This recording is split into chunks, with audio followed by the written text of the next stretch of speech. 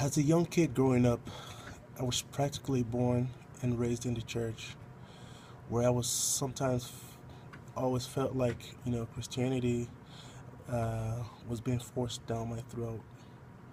My parents made us go to church almost every day. I mean, like almost every day of the week. It didn't matter what kind of service it was, and we just had to be there. As my father was the general overseer of the church, his whole idea was that he wanted to, set a good example with us as his kids by making sure that we are always present in almost every service, so that everyone else or every other kid, can follow suit.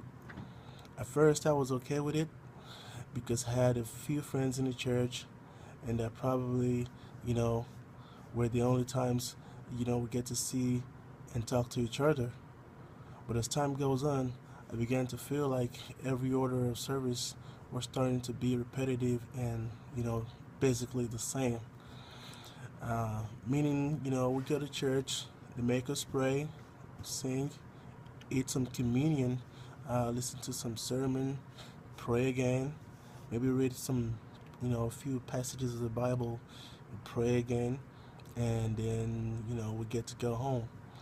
Um, what happens is that the very next day after that, we get to do the same thing again. So you can understand that I wasn't very pleased, with the way things were going. And in the midst of all this, stuff happening, was when I met a young pastor that was invited to a church, for a special program.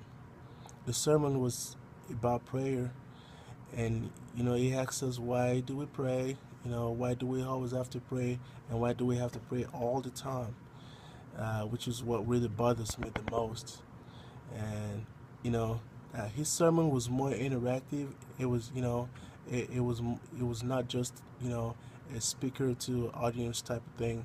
It was, basically asking us questions, giving us the right answers.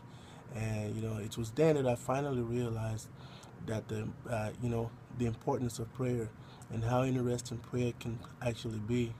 So I'm here today, to persuade you um, on the topic of prayer. Many people, just like me, are of the notion that prayer is something that we're all forced to do, or we that we have to do by obligation. Some actually believes that prayer is only said when you want to open an event, you want to close up an event, but that is not the main reason or reasons why we pray. Sometimes, you know, as human beings, we're all faced with all the situations of life around us, and we don't even know, how to go about it. This is exactly where prayer comes in. It gives you the courage to confront and face these problems, and when properly understood, it can actually be a direct link, to part your problems to God. So prayer is an avenue for us all to have a direct relationship with God without having to go through a middleman, or through a priest, or through someone you know as a godly figure. So once we can see it as, talking to a friend, uh, and that is not just ready to listen, but also have this solution to our situations in his hands.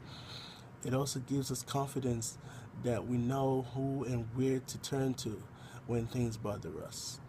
An average person will always be bothered, about things that goes out of control around them.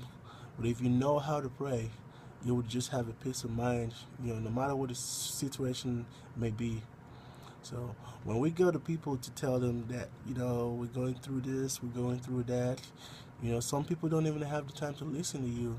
And sometimes they have even worse problem than you do.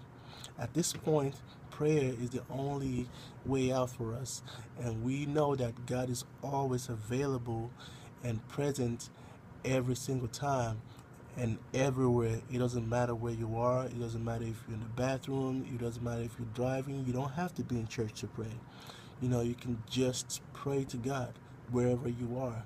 So I'm encouraging everyone today, to cultivate that habit of prayer and see what you can achieve with the power of prayer. Thank you.